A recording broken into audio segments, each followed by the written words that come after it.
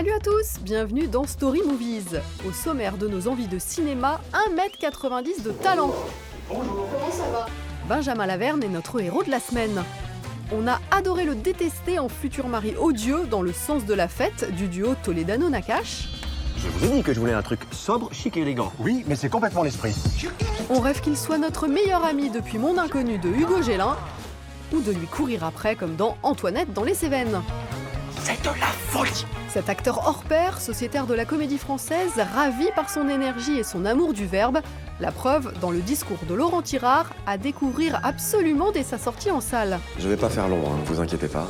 L'histoire d'Adrien, angoissé à l'idée de devoir justement faire un discours au mariage de sa sœur, et encore plus stressé de ne pas avoir de nouvelles de son ex.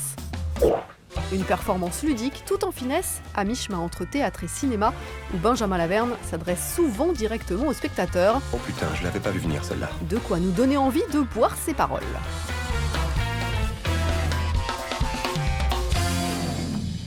Je suis très contente de passer ce petit moment avec vous. On va parler de cinéma, on va parler de théâtre, on va peut-être parler un peu de musique, parce que je savais pas, mais il paraît que vous êtes un bassiste. Confirmé. Jeune bassiste. Jeune bassiste. Ouais, c'est très récent. Très récent.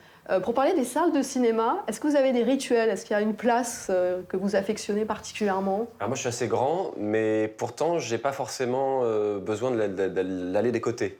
J'aime bien être au milieu. Je déteste être à une extrémité. Je vais aux toilettes 2 fois avant que ça commence, pour être sûr de pas déranger pendant le film.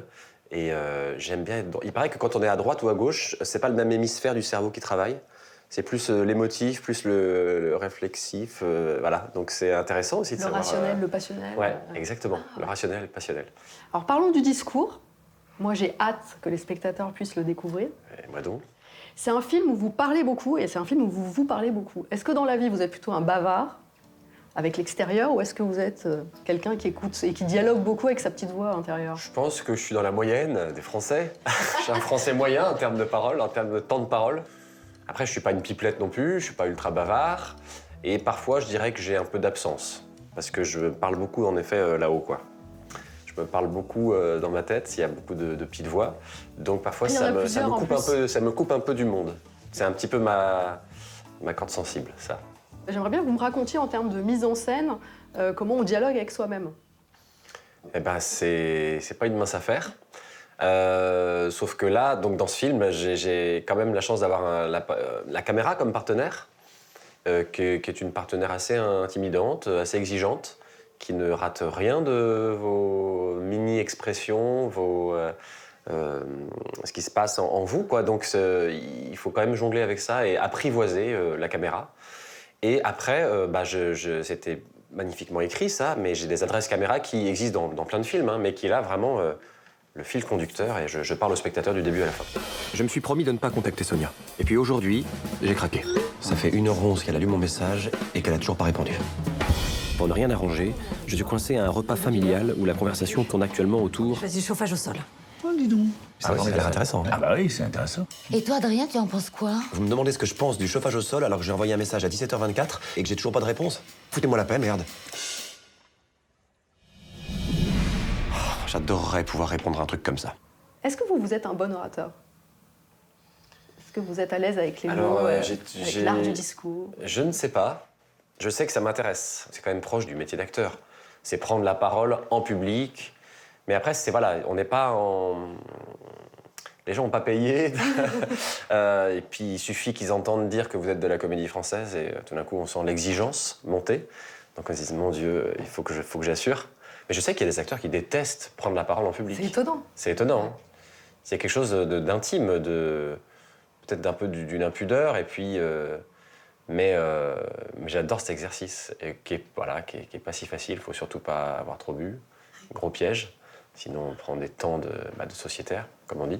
C'est quoi les temps de sociétaire? Les temps de sociétaire, c'est des temps beaucoup trop longs. Qu'on pense être inspiré, profond, concerné, et en fait, les gens se font chier. Donc, c'est des temps un peu de complaisance. Voilà. Alors, pour revenir à votre question, suis-je un bon orateur? Je l'espère. Qu'est-ce que vous aviez écrit comme discours de remerciement les 2 fois où vous avez été nommé au César du meilleur espoir? Je répétais dans ma douche la veille, et puis ça n'a pas eu lieu. C'est vraiment très étrange d'avoir écrit un discours, d'avoir un peu bossé pour que ça soit un peu naturel, comme si ça sortait comme ça, et de ne pas le jamais dire. le dire, bien sûr, j'imagine. Et en fait, c'est tellement une fête aussi de remercier les gens, et ben là, ça n'a pas lieu. Donc on a envie de les appeler, de leur faire le discours au téléphone, ou de...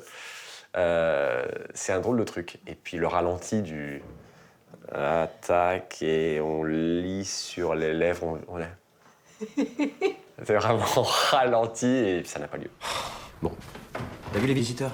Ça oui. Hein? Ok. Godefroy de Montmirail, dit le Hardy, comte d'Apremont et de Papincourt, fils d'Aldebert de Malfette et de Thibaut de Montfort. Cousin Hubert, quoi, Jean Reno. Voilà. Bon, en fait, ça s'appelle l'Uchronie, ton truc. L'Uchronie. Dans Les Visiteurs, Godefroy tue avec son arbalète le père de Frénégonde, le duc de Pouille. Ouais. Il le prenait pour un ours à cause de l'autre pute de sorcière qu'il avait empoisonné à coup de jus de couille de hamster là, dans sa gourde.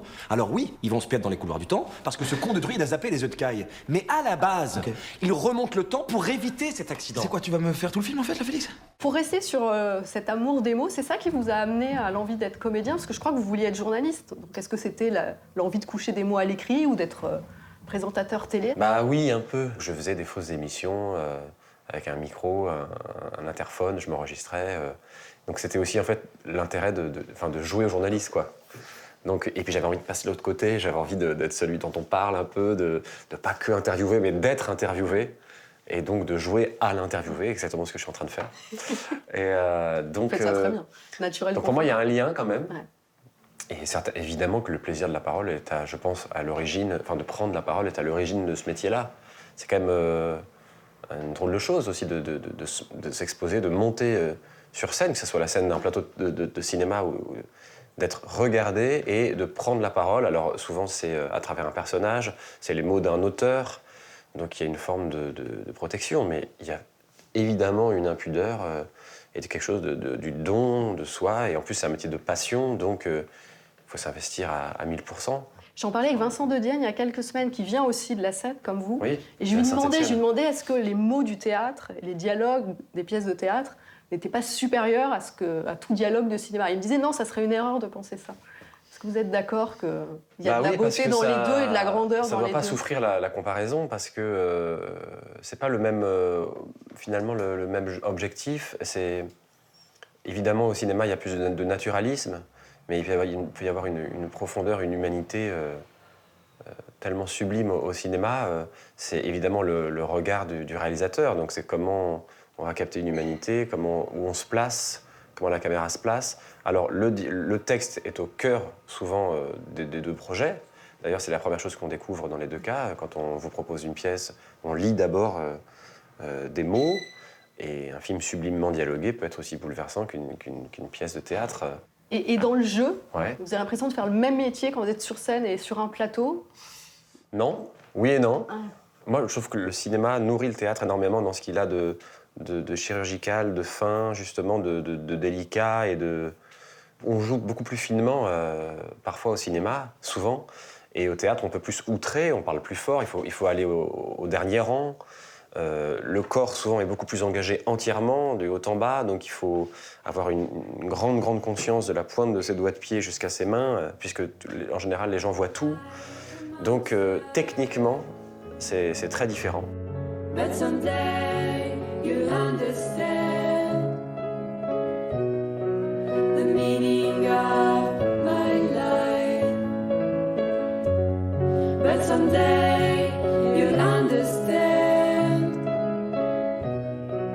the meaning of these words. Quand est-ce qu'on va entendre vos mots à vous? J'avais entendu parler de vos envies de faire un seul en scène. Quand on est acteur, jeune acteur, on est souvent donc, interprète, et puis on est au service du projet des autres, de la langue des autres, le point de vue des autres au cinéma. Enfin, donc ouais, ça commence à titiller, une envie en tout cas d'essayer, d'essayer. Je ne sais pas trop sous quelle forme encore, si c'est la forme du seul en scène, même avec un pote, on parlait de faire une scène ouverte, d'aller dans des comédie clubs pour se planter 3 minutes sur de stand-up, mais de m'essayer à gratter un peu et à voir quelle forme ça prend, même si c'est des idées pour le cinéma que je ne mettrais pas forcément moi-même sous forme de scénario ou que je ne réaliserais pas, mais de réfléchir à des histoires et à de les poser sur papier, quoi. Et les confinements qui s'enchaînent Et puis cette sensation d'urgence que tout peut s'arrêter donne cette envie quand même de concrétiser ça. Et je sens que ça arrive. Après, je sais pas encore trop sous quelle forme. Merci beaucoup. Merci à vous. C'est cool, c'est agréable en tout cas. Merci. À bientôt. Au revoir. Don't try to understand it. Feel it. Un film qui met le temps sans dessus-dessous, une maison de poupées flippante et un électron libre. You're fired. Voilà de quoi chatouiller vos sens. Welcome to the afterlife. Il a été l'unique blockbuster à tenter une sortie en pleine pandémie. Tenet de Christopher Nolan est disponible en DVD. Du grand spectacle qui mêle film d'espionnage et science-fiction, le point de départ, un agent secret tente d'empêcher la fin du monde orchestré par des ennemis du futur capables d'inverser la marche du temps. Ensuite, ça se complique. Les fans de Nolan le savent, le cinéaste adore nous égarer. Bienvenue dans un monde où l'on ne sait plus où et quand on habite, ni dans quel sens. D'où l'intérêt de voir et revoir Tenet, d'appuyer sur pause ou marche arrière tout en révisant ses bases de physique quantique, et de visionner l'heure et quart de bonus. Vous y découvrirez le nombre de casse-têtes et défis techniques qu'ont dû résoudre l'équipe du film, à commencer par les acteurs John David Washington, Robert Pattinson et Kenneth Branagh. For fights, for running, and yes, for speaking. Sato has a Russian accent, and to speak in reverse in a Russian accent at pace, at length, while fighting and walking backwards is unquestionably a challenging thing for an actor to do.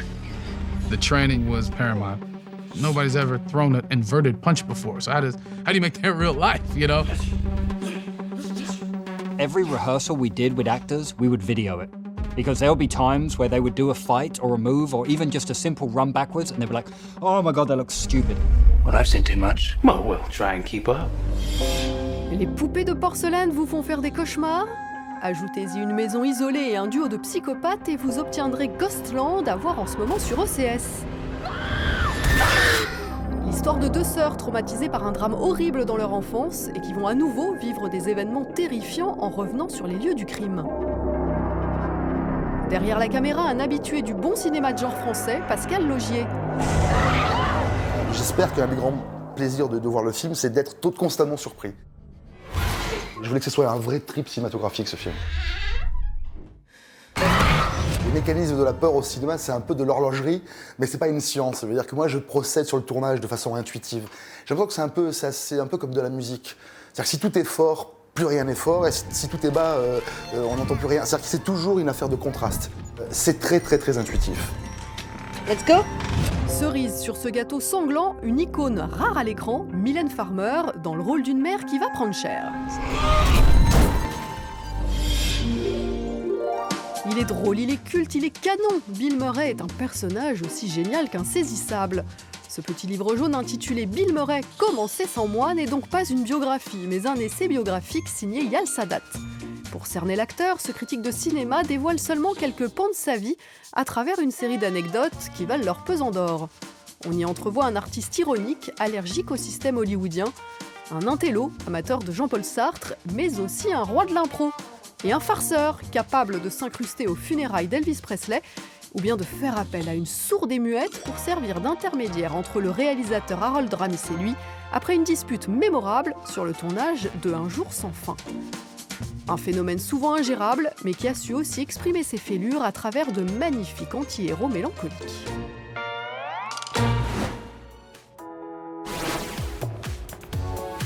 Pas mal pour passer le temps pendant l'apocalypse, non? La semaine prochaine dans Story Movies, c'est avec Sarah Giraudot qu'on se fait des films. Oui, vraiment. Vraiment, j'ai boudé. Salut!